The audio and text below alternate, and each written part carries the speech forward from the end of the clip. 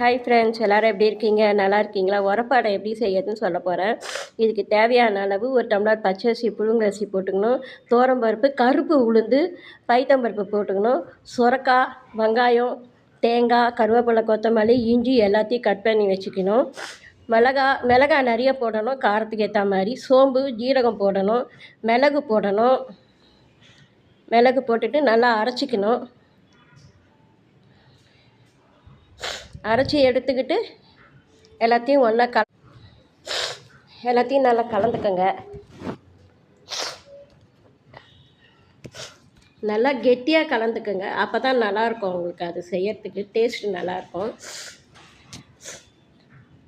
உப்பு போட்டுக்கோங்க. உப்பு, பெருங்காயம் எல்லாமே போட்டுக்கோங்க. எனக்கு கோல்டு வேறு ரொம்ப பிடிச்சிக்குது, அதனால் என்னால் பேச முடியல, ரொம்ப கஷ்டமாக இருக்குது என்னால். வானல் வச்சு தாளிப்பெல்லாம் எதுவும் போடக்கூடாது, அப்படியே ஊற்றி விடணும். நீங்கள் நல்லா திருப்பி போடலாம். நீங்கள் திருப்பி போட்டிங்கன்னா நல்லா மொறுன்னு வரும். நல்லா வெந்துச்சு பாருங்கள். திருப்பி போட்டிங்கன்னா நல்லா வெந்துடும். நீங்கள் நல்லா மொறுன்னு வந்துடும் அது. இதுக்கு தொட்டுக்க வெல்லம், தேங்காய் சட்னி தொட்டுன்னு சாப்பிடலாம்.